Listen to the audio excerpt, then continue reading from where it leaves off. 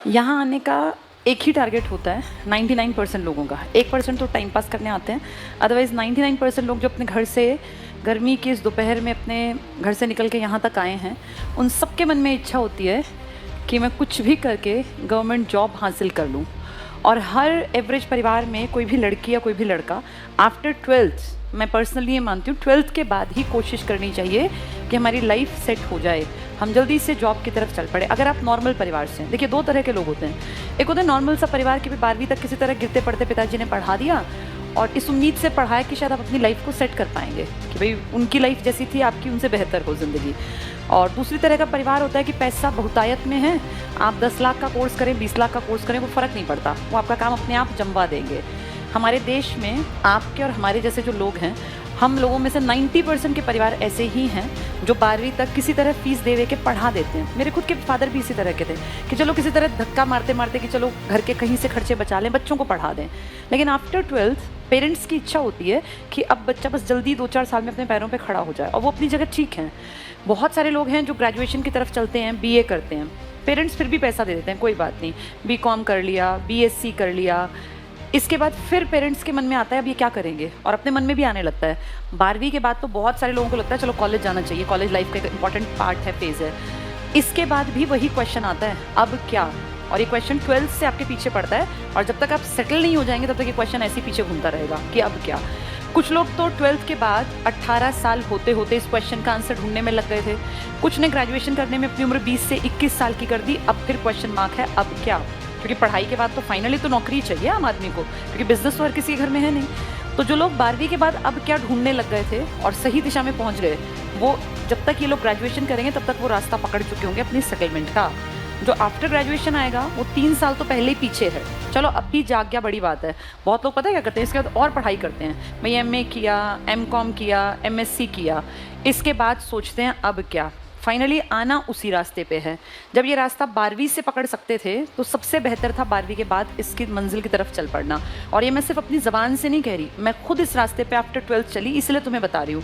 मैंने ये रास्ता देखा, ये सबसे शॉर्टेस्ट और सबसे बढ़िया रास्ता था। 12th के बाद मैंने दिल्ली में डाइट का एंट्रेंस एग्ज़ाम दिया, 2 साल का वहाँ से डिप्लोमा किया ETE का, और 20 साल कुछ महीने की उम्र में, जब मैं 21 ईयर्स की पूरी एज नहीं हुई थी, मेरे हाथ में गवर्नमेंट जॉब थी। मैं गवर्नमेंट स्कूल में टीचर लग गई थी। 2003 में मैंने पहली सैलरी ली थी 5,000 रुपये।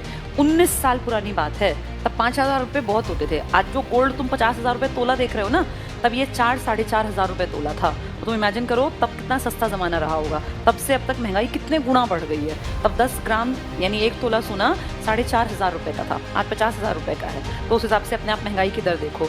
मैंने 12th के बाद ये रास्ता क्यों चुना, क्योंकि मुझे दिखता था कि मेरे फादर इकलौते अर्निंग हैंड है और हमारे पास दूसरा ऑप्शन नहीं है, हमें नौकरी करनी ही करनी है। प्राइवेट में जाना हमें कभी लगा ही नहीं कि ठीक है, इसलिए हमेशा गवर्नमेंट की तैयारी दिमाग में शुरू से थी।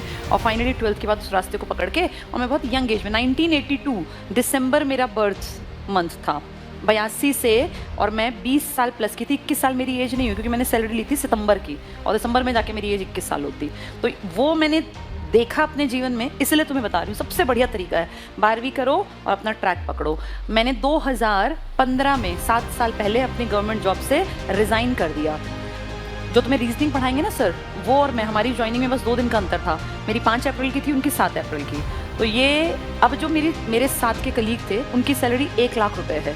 मेरी बड़ी सिस्टर जो मुझसे पहले लग गई थी, उनको 1.25 लाख रुपए महीने के मिलते हैं। दिल्ली में TGT इंग्लिश है वो। तो ये सब तुम्हें क्यों बता रही हूँ, क्योंकि एक नॉर्मल परिवार से निकलने वाली लड़की या लड़का अगर सही रास्ता पकड़ ले तो अपनी लाइफ को बिल्कुल सेट कर सकता है। हमारे फादर गवर्नमेंट जॉब में थे, 1 अर्निंग थी। हम सबको ये दिखता था कि हमें पढ़ लिख के काबिल बनना है। हम सब काबिल बन गए और चारों सिस्टर्स आज कमाती हैं। तो ये देखो कितना अच्छा रास्ता पकड़ लिया। इसलिए तुम्हें भी ये सलाह दे रही हूँ, 12th के बाद ये रास्ता है। जो ग्रेजुएशन कर आए उनके बाद भी यही रास्ता है। फाइनली चलना इसी रूट पे, बाकी हमारे पास और ऑप्शन नहीं है। आप क्या बिजनेस करेंगे? बहुत आसान है किसी मंत्री पद पे बैठे हुए आदमी का कह देना कि नौकरियां कम निकलती हैं, बिजनेस कर लो, काम धंधे कर लो। तुम सोचते हो कभी काम धंधा शुरू करने में भी 10 से 20 लाख रुपए लगते हैं? एक छोटी सी दुकान भी खोलोगे ना, 20 लाख की इन्वेस्टमेंट मांगती है वो, और नहीं चली तो कौन लगाएगा तुम्हारे ऊपर 20 लाख रुपए? तो ये इतना मजाक नहीं है कि हम सोचें हम बिजनेस कर लेंगे। पहले अपने पैरों पे खड़े हो जाओ, कमाने लगो, पैसा जोड़ो, कर लेना बिजनेस। मैंने नौकरी करने के बाद नौकरी छोड़ दी, क्योंकि उस टाइम तक मेरी काबिलियत बढ़ गई और मुझे लगा कि अब मैं इतना, जितना मुझे नौकरी में लाख रुपया मिलता है उससे ज़्यादा मैं कमा सकती हूँ। लेकिन तब तक का सफ़र तो नौकरी के साथ काटा ना, जब तक मुझे ये था कि भाई अभी सोसाइटी में एक नाम की ज़रूरत है, और आज उस नाम का मैं फ़ायदा देख रही हूँ कि हाँ मैंने बहुत ठीक किया। 12th करते ही सही रास्ता होता है अपने पैरों पर खड़े होना, या तो घर में पैसा बहुत हो। इस गवर्नमेंट जॉब तक पहुँचने का एक ही तरीका है, मेहनत करना। मेहनत बहुत लोग करते हैं, मेहनत करने के साथ साथ सही दिशा भी होनी चाहिए। हम पढ़ेंगे कहाँ से, क्या पढ़ेंगे, ये बहुत बड़ी चीज़ है। मेहनत गधा भी करता है, पूरे दिन सामान ढोता है, लेकिन उस गधे की मेहनत की वैल्यू तो ज़ीरो ही है ना, गधा रहेगा गधा ही। मेहनत करो लेकिन दिशा ठीक हो। मेहनत तुम्हारी जिम्मेदारी है, दिशा हमारी पार्ट पर। ये हमारी जिम्मेदारी है कि हम तुम्हें वो सब पढ़ाएं जिससे कि तुम पेपर पास करने के काबिल बनो। जब ये दोनों पार्ट ठीक होंगे ना, तब सिलेक्शन होगा। सिलेक्शन के लिए मेहनत आप ही को करनी पड़ेगी, आपके नाम की मेहनत मैं नहीं कर सकती। ये जिम्मेदारी हमारी है टीचर्स की, वो हम करेंगे। पेपर कैसे आ रहे हैं, क्या पैटर्न है, क्या पढ़ना चाहिए, क्या नहीं पढ़ना चाहिए, ये हमें बताना है। ठीक है, 4 चीज़ें परिमल सर ने आपको बताई होंगी। पेपर पास करने के लिए मैथ्स कंपलसरी सीखना पड़ेगा, रीजनिंग सीखनी पड़ेगी, जीके, करंट अफेयर्स, इंग्लिश और हिंदी, ये आते हैं हर पेपर में।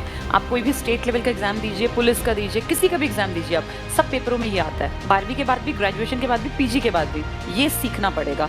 तुम में से कुछ लोगों ने 10वीं के बाद मैथ्स नहीं पढ़ा होगा, मैंने भी नहीं पढ़ा था, कोई बात नहीं। जब सीखना चाहोगे तो सीख सकते हो, बेशक ना पढ़ाओ 10वीं के बाद, 10वीं तक तो सबने पढ़ा होगा। रीजनिंग नया सब्जेक्ट है, बहुत आसान है, बहुत इंटरेस्टिंग है, कोई भी सीख लेगा। जीके जो तुमने एसएसटी पढ़ा था ना, और साइंस पढ़ा था 10वीं तक का, इसी को बोलते हैं जनरल नॉलेज। जनरल अवेयरनेस का मतलब होता है करंट अफेयर्स या जनरल अवेयरनेस, जो भी 6-8 महीने साल भर में हुआ। जैसे पूछ लेंगे मंत्री किसी का, कोई स्पोर्ट्स की बड़ी चीज़, कोई अचीवमेंट बहुत बड़ी, कोई बड़े प्राइज़ मिले, ये सब होता है करंट।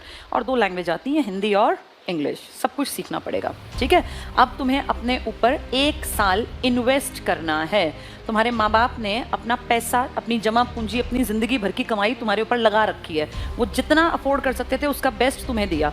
तुम जिस स्कूल में पढ़े हो, चाहे तुम सरकारी में पढ़े, प्राइवेट, तुम्हारे माँ बाप ने अपनी औकात से बढ़ के तुम्हें पढ़ाया है, क्योंकि सब माँ बाप यही करते हैं। हर माँ बाप जानता है मैं अपने बच्चे को पैसा छोड़ के जाऊँ ना जाऊँ, पढ़ाई कम से कम करा दूँ ताकि ये पैरों पर खड़ा हो जाए, भूखा ना मरे, लड़कियों के लिए भी लड़कों के लिए।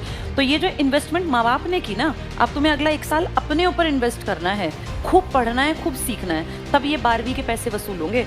तो इतना जो तुम्हें खिलाया पिलाया, काबिल बनाया ना कि तुम एक नॉर्मल इंसान की श्रेणी में गिने जाते हो, ये सब पे पैसा खर्च हुआ है इनका, और ये तब फायदा देगा जब 1 साल अपने ऊपर मेहनत करोगे, इन्वेस्ट करोगे।